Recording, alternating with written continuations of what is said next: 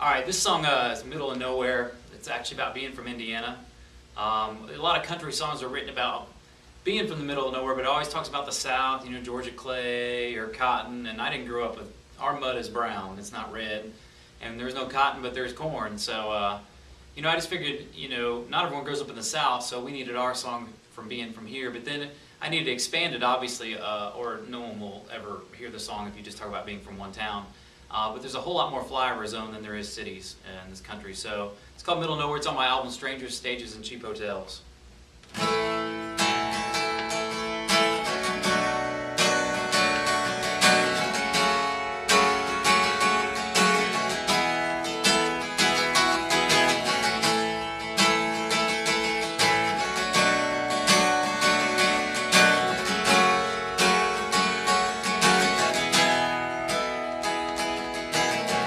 Born on the west side of Midwest town,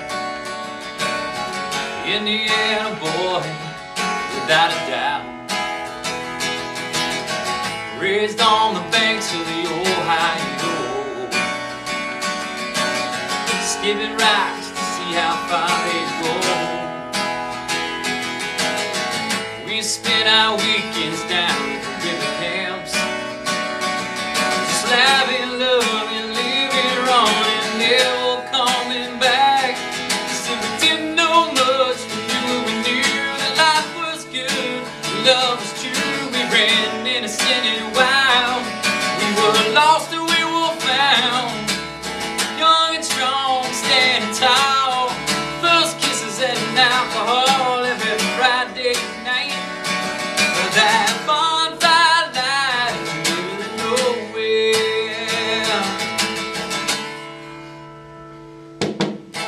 My friend grew up just a bit south of me, with cotton farms and red wheat, money from that Oklahoma clay, Red River running every night and day, down an old dirt road after football games, just laughing low and living wrong and just to get away. Said we didn't know much, we knew that life was good, and love was true. We ran innocent and wild, we were lost and we were found, young and strong, standing tall. First kisses and alcohol every Friday night. That bonfire light in the middle of nowhere. Yeah, yeah, yeah.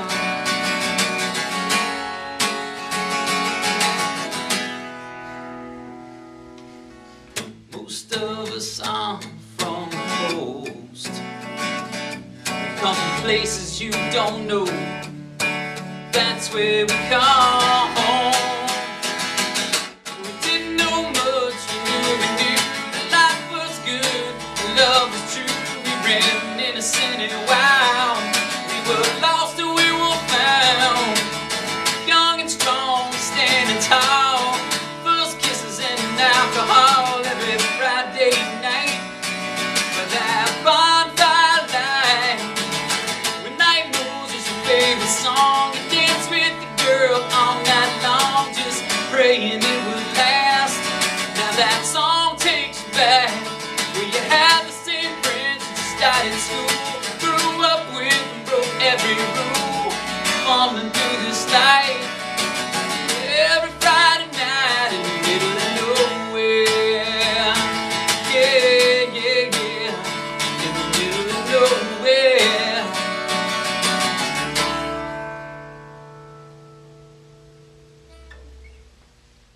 Hi, this is Kick-Ass TV, and we are interviewing Jason Lee McKinney. He is from here in Evansville, Indiana, but now he lives in Nashville, Tennessee. Big country star. You ready? I'm ready. Okay. Tell us a little bit about yourself and your musical background. I was born a poor black child in Mississippi, but no, that's Steve Sharecropper's Martin's son? Yeah, Sharecropper's son. That's no, that was Steve Martin. Sorry. No, I was actually born in Evansville, born at Deaconess Hospital. We were talking about hospitals earlier, but lived here until I was 18. Moved away to college. Moved back. Toured for 7 years sleeping on people's floors and whoever would have me play, and got signed to my first act. I was a singer for a band named Spin Around, and which was actually in the CCM market. And then that dissolved because the president of the company was embezzling, so that broke us up. But actually, I was label mates with Katy Perry back then, which is a little known fact. She actually went by Katy Hudson. She was 16, phenomenally talented and very hyper back then. That would be her Christian music album. Yes, it would be. And then went on to do another band, Lost Anthem, which was on Atlantic Records, which is more like a... well, we started on IOC Records, which was our own, and then we did some stuff with Tommy Sims, producer, worked with Bruce Springsteen and Bonnie Raitt and Sheryl Crow, and just a huge, phenomenally talented person. So did that whole thing. That dissolved when I went through divorce. And spent 3 or 4 years out of music after being in it for 15 years professionally. And then it's slowly like a substance abuse issue called my name back, where you can't get rid of it. It's like a wart. You can't get rid of music, and so called me back. I was working the corporate job, doing the corporate thing, and we were owned by Sir Alan Stanford, which got busted in a Ponzi scheme. For all you kids out there, that's where you steal money from Peter to pay Paul, so to speak. And so we were going to get shut down with the SEC, and I had 6 weeks vacation, so I took it. A buddy of mine called up who writes a lot of songs with Lifehouse, the big pop act, and said, "Have you written anything?" And I said, "I haven't written anything, period. I haven't listened to music in 4 years. I haven't done anything." So he said, "Hey, let's have a bottle of wine and let's see what we come up with." And 5 minutes later, we had a song called June 7th, which is on my album. And we were both in tears. It was one of those sad country, I just went through a divorce songs. And I was thinking at the time, you know what, I'm not going back into music. That's stupid. I've grown up now. I'm a grown up now. I'm in the corporate world. That's what real grown ups do. And so then I had lunch with a buddy of mine who's an A&R guy at EMI, and played him the song, and he was in tears. And then another buddy of mine, a really good friend of mine, Tim Horsley, who's the drummer for Gary Allan, country star, played him the song, and he was dead silent, and I thought, oh, he thinks this sucks. He thinks it's terrible. Turned around, he was crying, he tried to speak, had to like punch his leg to compose himself. And so still, at that point, had all this confirmation. I was like, I'm still not going back into music. Music's stupid. I'm grown up. I got an MBA now. I'm not going back into music. And so I was out with a buddy of mine who's the director of marketing for HCA, the largest hospital corporation in America, and told him all these stories. Once again, over a glass of wine, which seems to be a recurring theme. And he goes, "Well, how much would it take to do a record?" And I was like, I just threw out the number. And so he walked in the other room, walked back out with a check, and the rest is history. So ended up getting back in it. Signed a management deal with Union Entertainment, which they managed Nickelback and tons of huge artists. So, and now I'm back in it. Awesome story. Yeah. How did you come up with the idea for the album Strangers, Stages, and Cheap Hotels?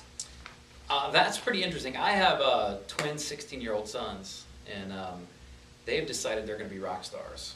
And so I was sitting around the table with them, and they asked me to describe what the road was like. So what's the road like? All this, and so they expect all this great stuff. And so I started giving this long dissertation, like, 1,900 paragraphs of dialogue for them about what the road was like. And at the end of it, my then 15-year-old son said, "So it's like Strangers, Stages, and Cheap Hotels." And I was like, "Yeah, that's pretty much it. That's, by the way, that's a song title. you just thought of a song title and you didn't know it."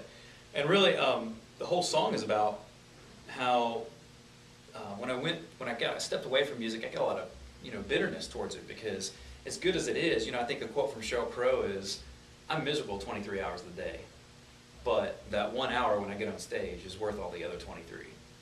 And it's one of those things where, it talks about all this bad stuff in the song, it's an upbeat song, but it talks about all this bad stuff, like, you're going to miss time with your kids, you're going to go through relationships, you're going to be on the road and stuck on the side of the road at some point. But at the end of the song it says, "But I wouldn't change it," and so it basically it's me, through my son's inquisitiveness, coming to grips with the fact that this is who I am, good or bad. This is what makes me happy. So. Tell us about the style of your music and how that style came to be. Well, really, I'm really influenced by Lemmy from Motorhead, and that's really, no, I'm just kidding. I want to grow moles like him, but No, the style of music, I mean, it really is a callback to my father. I used to say that I hated all of my dad's music, which I think a lot of people do when they're growing up. My stuff was cool and hip, and his stuff is old and lame. But when my father passed away, I started digging through his old albums, and I started listening to Bob Seger. And everyone's familiar with the radio stuff, but I realized, and this is sort of a weird thing, I started realizing I knew all the words to even the album cuts. And I never remember actually consciously listening to that stuff. But the thing is, I listened to it so much as a kid, without knowing it, just being in the background, that, I'd forgot about the song Shame on the Moon, but I knew all the words to it when I listened to it at 30. And so, kind of going back through that, sort of digging through my personal history with music, I started returning to stuff like REO Speedwagon, to Bob Seger, to Willie Nelson, to sort of returning to that stuff. And then that led me into artists that were influenced by them, but I'm really kind of the Texas scene, like Jack Ingram and Pat Green, which the Texas scene's kind of its own thing. A lot of people never even heard of Jack Ingram, but in Texas he draws 20,000 people. So the style of music is influenced by that. So I'd say it's sort of a mix between classic rock and modern country, is sort of the stylistic where it lands with pretty honest lyrics. I try to write. I try not to fluff anything or pretend to be something I'm not. A lot of people do that these days. Yeah. Whatever, sell a record. Okay, you live in Nashville now. Will you tell us about that music scene? Nashville is the greatest and worst place to be all at the same time. It's the greatest place because if you want to have co-writers, or I just did a Songwriters in a Round with Joe Doyle, who's written #1s for Alabama, and Reba McEntire, and he and I have written some songs together. And there's a kid I played with, not kid, he's 26, but Joel Shoemake, who's just got a song out called Family Man, and Brad Paisley just cut a song of his called Love Starts with a Toothbrush, who's a phenomenal singer and player.